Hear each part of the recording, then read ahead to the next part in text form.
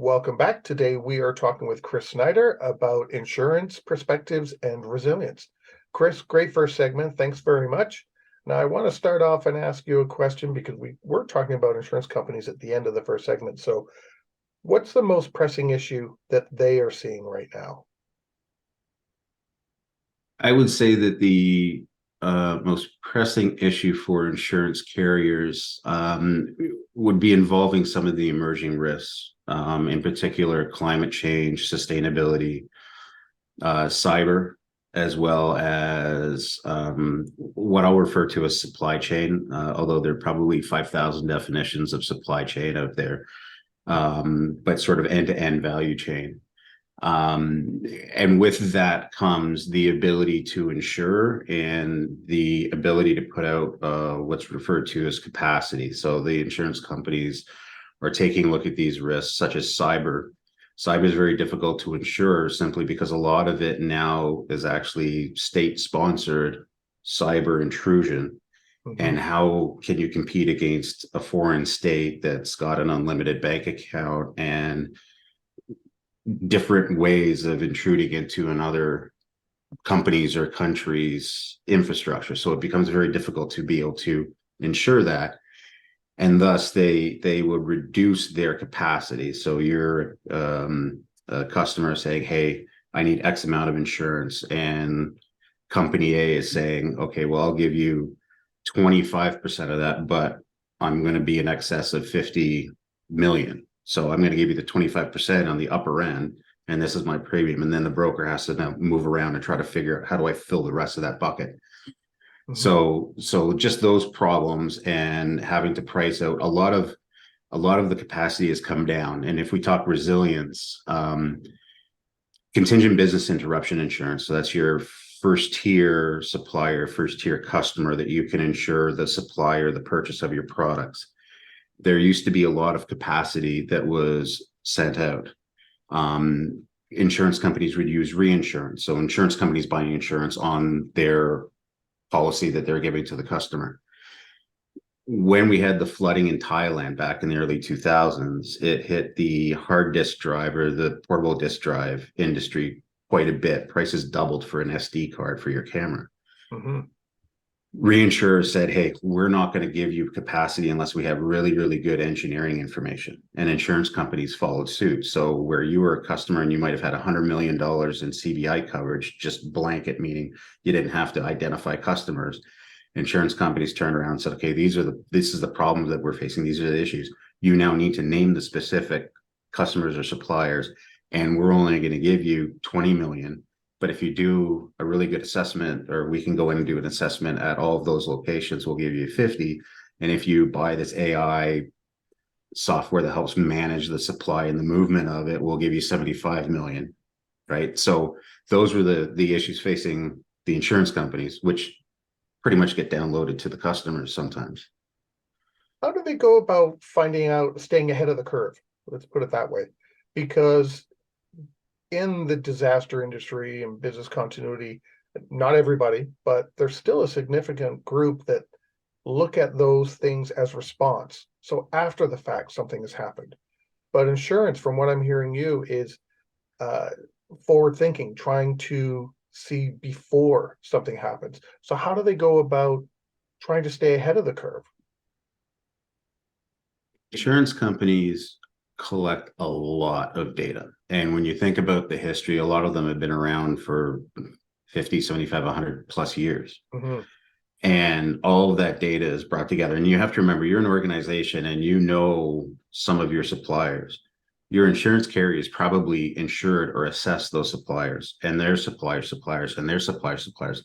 So they can actually build out a much more clear picture of the spider web of interdependencies with inside your own organization, because they'll visit multiple ones. Using the data and modeling on things like CAT events, we know it's very difficult to model forward now simply because they're becoming so fast and furious. But still, at the same point, the amount of data that they've got collected, it's probably going to be the best picture that they can get. And they're also realist. In other words, you're not going to find an insurance company that's going to sit there and say climate schmimate. Nothing's changing. They're all thinking forward. They're all thinking about sustainability. They're all thinking about all of these emerging risks. And how do we tackle it or handle it? Or do we want to actually even get into that market? So the volume of the data that they have allows them a better picture forward as best as possible. And that's, again, a good reason why you should be engaging the insurance and the engineering firm there when you're thinking of resilience for your organization. Well, let's ask that question. How does someone like me, I'm a one-person shop working for an organization, managing operational resilience or business continuity. How do I go about knowing what's in my policy? Should I even be, aware of what's in my policy? Because my plate's already full. So how do I go about making that happen and understanding it? If you're in a position like that, the best person to connect with inside your organization would be the insurance buyer. Now, that could be the CFO, or there could be somebody in finance. Typically, insurance falls into the finance or the risk management square. Truth be told, the best thing to do is start that engagement with that insurance buyer risk manager, and then moving forward, set up a group. Like you've got a group of people on health and safety. You've got a group of people that are fire marshals to help evacuate your warehouse or something like that. Set up an insurance business resilience group. So you've got your risk manager and their insurance buyer. You want to have people from operations, maintenance, and logistics and procurement. You want to bring in a business continuity specialist. You might have that as part of the risk management group, and your insurance engineer to help talk about different mitigating tactics that would have an impact on the insurance coverage or pricing.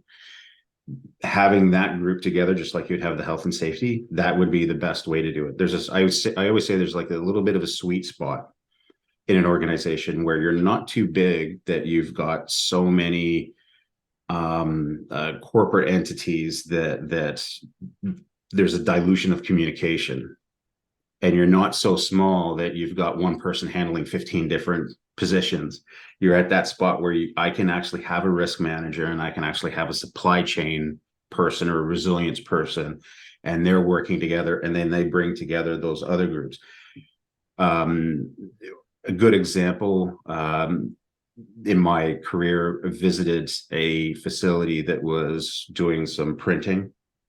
And part of it was for pharmaceuticals, seven or eight locations in North America, one here in Canada. How long would it take you to transfer production to the US if something happened to the Canadian location? 4 weeks. Just as he was saying that, head of sales walked past and said, no, we haven't pre-qualified any of the US locations for the pharmaceutical product labels that we're printing here. So it's going to take 4 months.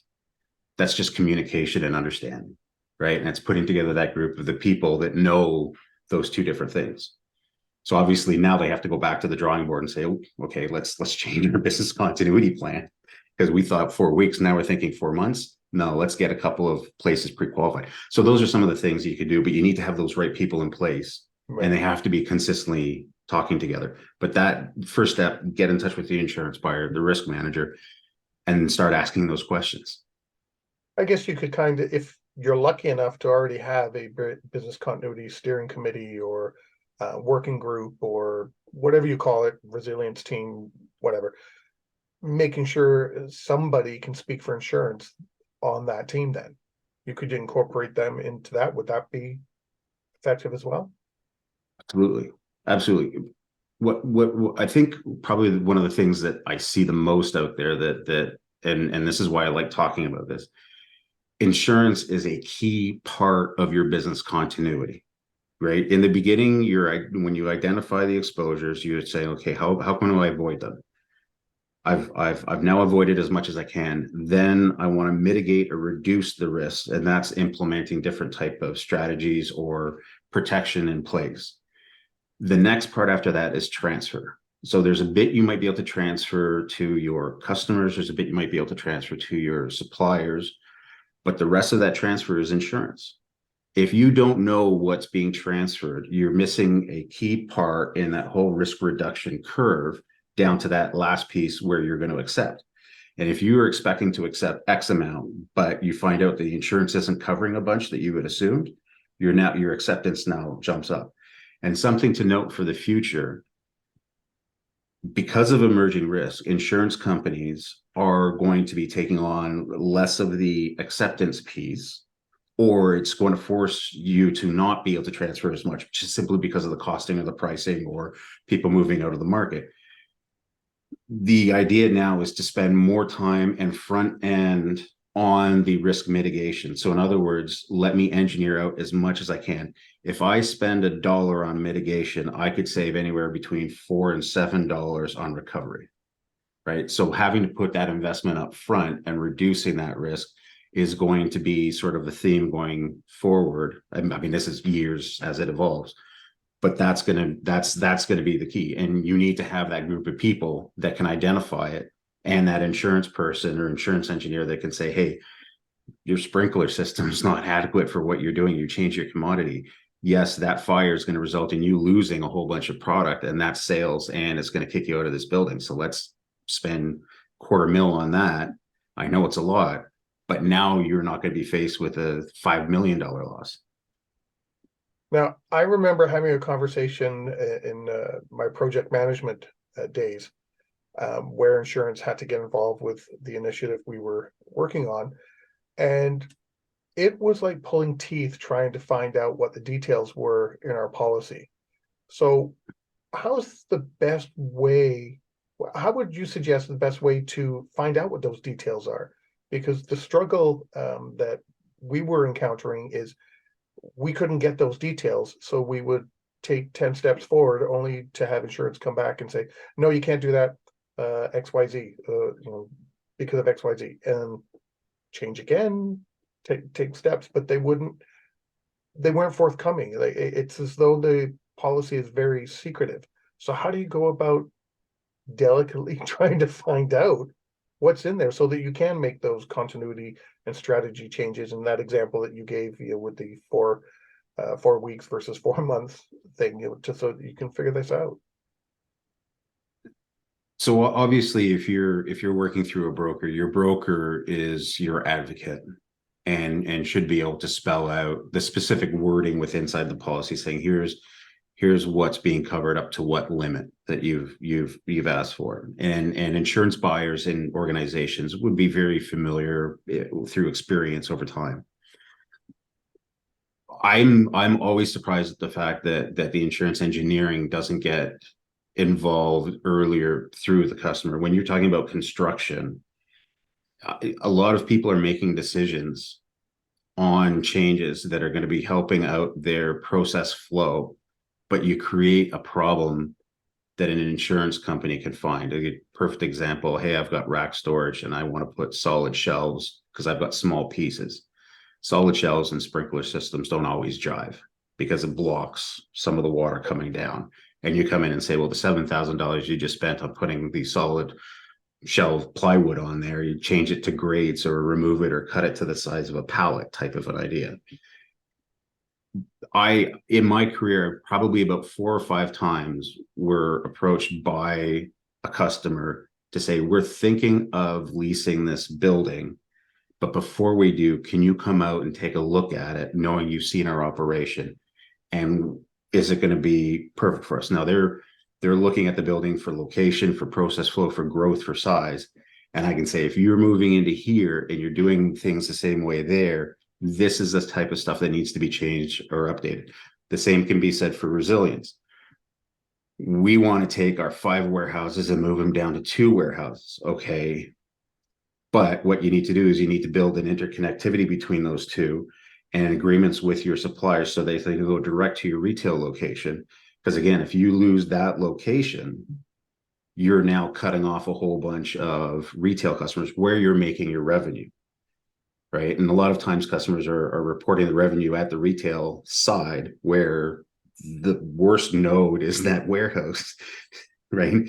What's flowing through there? That's what you really should be looking at, knowing that it does go to those locations, but there could be a lot more value flowing through there than is actually realized at the locations, because it might be going like online stuff that's not going to a location. Right. Now, this question I really want to ask you, and I'm sure there's lots of viewers and listeners that are sitting there, wanting to ask this question as well. So I'm going to ask it for them. What can organizations do to help keep their insurance premiums manageable? You kind of hinted, I think, through some of the things you've already said, but Yeah. I Um,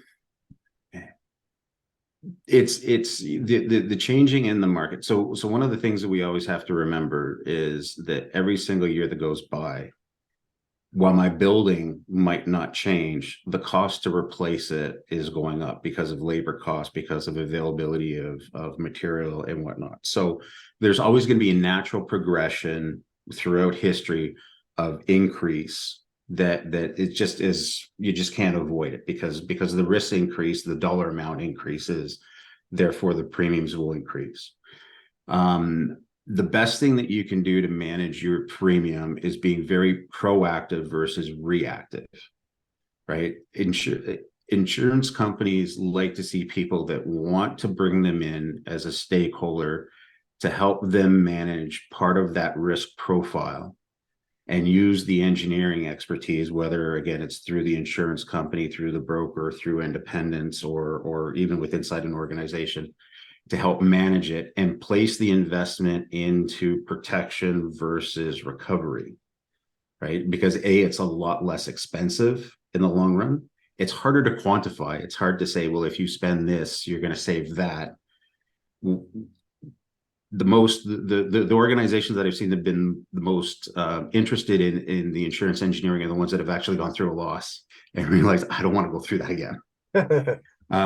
But being in that proactive area and working with your carrier and building that relationship with your carrier and your broker, those are the ways that the insurance company is going to be more they're gonna have an appetite to keep you as a customer, work with you because they know that you're responsive to it, and that will help manage. I'll say manage because you're not really going to reduce. The last thing I'll say about that is that a lot of times when I would be in my 24 years going in and visiting customers and I'm providing recommendations for improvements, a lot of the times I'm bringing them up to the minimum standard, right? And it's hard to tell a company I'm bringing you up to the minimum standard. I'm bringing you up to an acceptable level where they believe that they're already best in class, right? It's a little bit different. They might be best in class in their service to their customers, but their protection or their resilience is not. And so a lot of times the question comes up, well, if I do all this stuff, am I going to get a better rate? And well, no, you're getting a rate to where I'm telling you to go, right? If you don't do it, your rate's probably going to change because you're more risky than we had originally thought. Yeah, it kind of reminds me of audit groups. In organizations, make friends with the auditor and you'll always be fine. But I guess it also goes back to what you were saying too with that group, whether it be a steering group or something. If the insurance purchaser or representative, whatever that position is called, is at the table, they're going to be able to see that, hey, this team is really doing something. They're really trying to do something. And I guess that would influence them too when they're going back and purchasing insurance and say that, hey, yeah, we do have these things in place. We are working on these things, which could then be helpful to the organization from the insurance side of things. Yeah, exactly. Something that I think is really interesting, and it sort of speaks to the way that it's being handled now by organizations.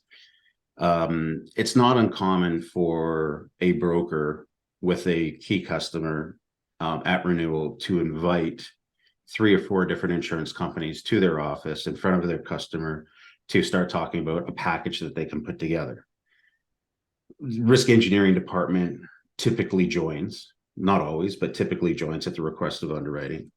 And we're the last item on the ticket. And 99% of the time, we've run out of time before we can even talk about how we can help them mitigate risk, which I find quite interesting because it's our expertise, our knowledge, our experience that helps the customer become more appealing to the underwriter and help reduce either the severity or the probability of a loss. Changing that around a little bit, having that with inside the organization. So when the organization comes to that room, they've actually got an engineer as well, or they've got somebody representing them that can then speak to where they're sitting with inside the risk spectrum, whether they're high or low or somewhere in between. Right. And I think on that note, we've come to the end of our second segment. We're talking with Chris Snider today about insurance perspectives and resilience, and we will be right back. If you like that video, thumbs up. If you didn't like that video, thumbs down. But leave me a message and let me know your thoughts. Of course, don't forget to subscribe. And in the meantime, stay prepared, everybody.